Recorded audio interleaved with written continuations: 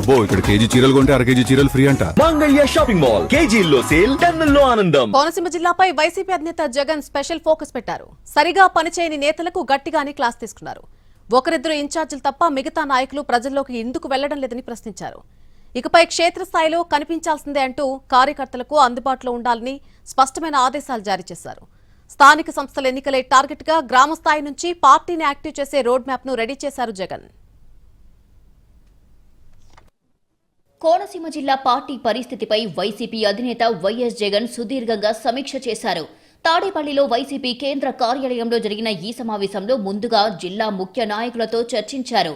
తర్వాత ఒక్కో నియోజకవర్గ ఇన్ఛార్జితో 1-to-1 సమావేశమై పార్టీ పరిస్థితిని తెలుసుకున్నారాయన.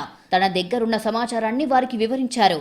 నియోజకవర్గాల్లో కమిటీల ఏర్పాటు నుంచి క్షేత్రస్థాయి సమస్యల వరకు ప్రతి అంశంపై ఆరా తీశారు. ఈ సమీక్షలో ఎక్కువగా చర్చకు వచ్చిన అంశం నియోజకవర్గ ఇన్ఛార్జీల పనితీరు. ఒకరిద్దరు నాయకులు తప్ప చాలా మంది ప్రజల్లోకి వెళ్లడం లేదని జగన్ ప్రశ్నించినట్లు తెలుస్తోంది. కార్యకర్తలకు అందుబాటులో లేకపోతే పార్టీ బలోపేతం ఎలా సాధ్యమవుతుందని నిలదీశారు.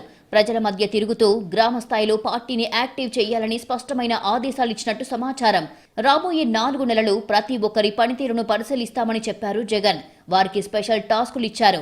ఇన్ఛార్జీల పనితీరు ఆధారంగా రాబోయే రోజుల్లో నిర్ణయాలు, మార్పులు ఉంటాయని తేల్చి చెప్పారు జగన్. రాబోయే స్థానిక సంస్థల ఎన్నికలను అత్యంత ప్రతిష్టాత్మకంగా తీసుకోవాలని కోనసీమ జిల్లా నాయకత్వానికి జగన్ దిశానిర్దేశం చేశారు. ఎన్నికలు ఎప్పుడొచ్చినా ప్రతి స్థానంలో పార్టీ అభ్యర్థి బరిలో ఉండాలని, గెలుపే లక్ష్యంగా ఇప్పట్నుంచే సిద్ధం కావాలని సూచించారు. ఆగస్టు 15 నుంచి గ్రామ స్థాయిలో పార్టీ సమావేశాలు ప్రారంభించాలని, 4 నెలల పాటు నియోజకవర్గ కోఆర్డినేటర్లు గ్రామాలు, వార్డుల్లో విస్తృతంగా పర్యటించాలని టాస్కులు ఇచ్చారు జగన్.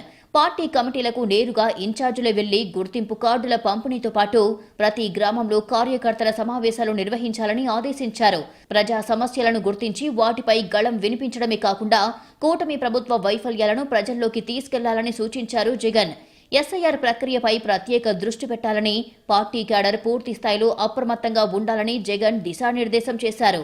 అర్హులైన ఓటర్ల పేర్లు జాబితాలో ఉండేలా బూత్ స్థాయి వరకు నాయకులు పనిచేయాలని ఆదేశించారు. ప్రజలకు అందుబాటులో ఉంటూ ప్రతి సమస్యపై వెంటనే స్పందించాలని స్పష్టం చేశారు.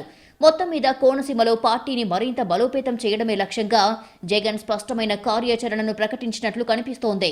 పని చెయ్యని నాయకులకు సీరియస్ గా ప్రజల్లోకి వెళ్లాలి అంటూ ప్రత్యేక టాస్కులు ఇచ్చిన జగన్ క్లియర్ మెసేజ్ ఇచ్చినట్టుగా రాజకీయ వర్గాలు విశ్లేషిస్తున్నాయి.